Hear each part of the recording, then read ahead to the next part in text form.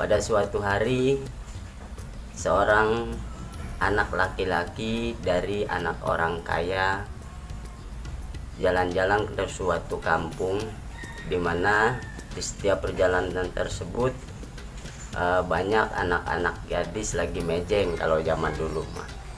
Nah, anak orang kaya ini ternyata memang sangat tampan sekali, kurang lebih seperti Akang lah. Dan ketampanannya itu membuat seluruh para gadis ini mengharapkan dia bisa menyandarkan perahu cintanya pada hati mereka masing-masing.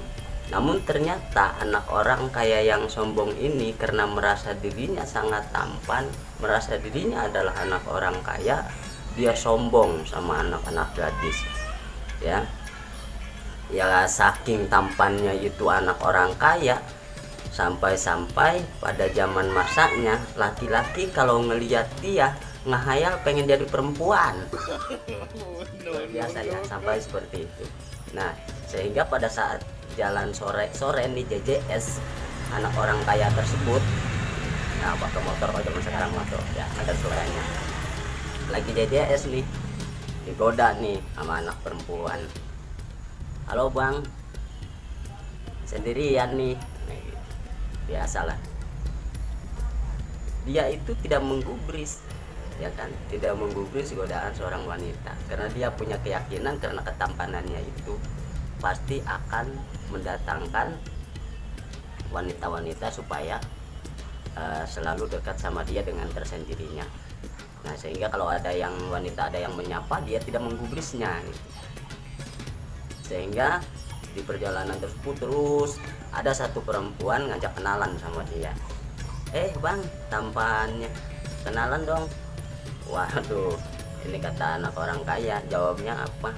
Wah, buah walu, buah apel. Wah, mau cewek model lu buat gua nggak level. Nah, ini si cewek sakit hati dan tanpa diketahui oleh anak orang kaya bahwa cewek ini adalah anak dukun. Nah, ini kan si cewek ini nangis pulang. Nah, begitu nyampe rumah nih si cewek tadi merasa sakit hati, nangis, ditanyalah sama bapaknya, sama si dukun nih. Bapaknya kan dukun. Ngapa lu, Neng? Orang pugu-pugu pulang dari main nangis cenghuk-hupan begitu.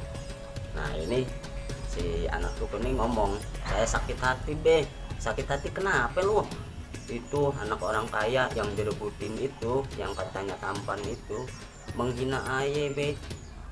Menghina bagaimana maksudnya? Dia bilang bahwa aye itu nggak level, sekelas perempuan kayak aye bukanlah untuk dia, padahal aye kan baru ngajak kenalan doang. Sakit hati aye be. Waduh, kagak tahu tuh anak orang kaya kalau lu tuh anak dukun.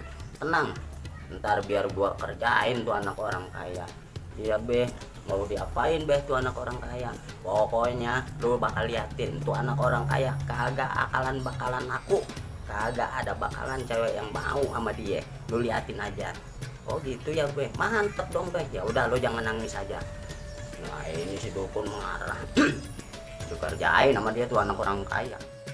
Tuh anak orang kaya begitu bangun pagi, bangun tidur nih anak orang kaya, kaget dia, bingung kenapa. Ternyata barangnya jadi gede bener, dari super itu banget. Waduh, repot, celana kagak ada yang muat, kemana-mana dikawal terus ya pakai kain. Waduh, bingung ini, sampai bapaknya tuh anak si orang kaya bingung melihat anaknya tiba-tiba di pagi hari barang miliknya jadi gede bener. Buset. Pada saat seperti itu kan bapaknya mikir, waduh ini berabe ini, lu kudu buru-buru nyari bini nih buat ngurusin lu. Kalau begini baik kan susah ini. Pasang lah di depan rumahnya udah pamflet banner. Kalau zaman sekarang mah siapa yang mau sama anak saya, kekayaan saya buat wanita tersebut, bodoh pasang pelang. Kalau dulu kan jadi rebutan dia nih ya.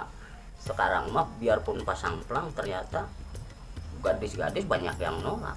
Begitu datang diceritakanlah bahwa kekurangan anak saya adalah memiliki barang sangat gede. Waduh, bukan ukuran kan cewek ya, anak-anak gadis mikir, buset bener-bener bukan ukuran, itu mah segede tiang listrik bapak.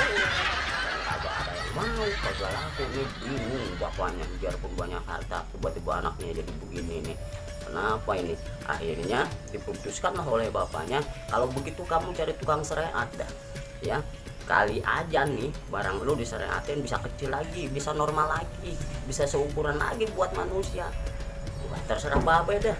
Nah tapi karena susah nih nggak pakai, karena akhirnya ditanduk dia, digotong-gotong, nyewa orang banyak ya, nyewa orang banyak ngegotong dia nyari tukang syariat rencananya mah.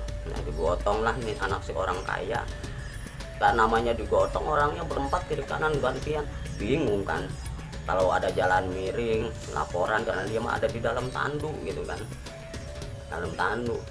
Nah begitu ada jalan rusak laporan yang ngegotongnya, waduh tuan ada apa sih lu pada tinggal ngegotong doang juga, jalannya tuan ini kalau kita lewat jalan kiri tebing bener nih, kalau jatuh kita mati semua ini, kalau lewat jalan kanan kita muter agak jauh gimana ini tuan. Ya udah biarin agak jauh juga dah, lewat jalan kanan aja, belok kanan. Nah belok kanan semua yang gotong ngerti namanya dibayar ngerti. Kalau udah belok kanan pas dia jalan ngambil jalan kanan jalurnya, waduh tuan ada apa lagi, ini jalan kanan agak repot kayaknya nih, kita harus nyebrang kali. Ada jalan kiri nih kayaknya menyisir menuju ke arah kiri, di sebelah sana ada jembatan kayaknya nih. Bagaimana nih tuan nih? Ya udah belok kiri lah, baik tuan, belok kiri, yang ngegotong mengerti terus belok kiri nih. Nah begitu udah nyampe deket ke jembatan repot juga ini, waduh tuan ini repot juga kita ini tuan, jalan pas-pasan ini agak nanjak dikit tuan ini, kenapa? Hah? Aduh repot ini tuan, ribet ini kagak masuk jalannya ini. Ada apa emang? Di depan ada pantat kerbau tuan. Anak orang kaya langsung bilang lurus maju.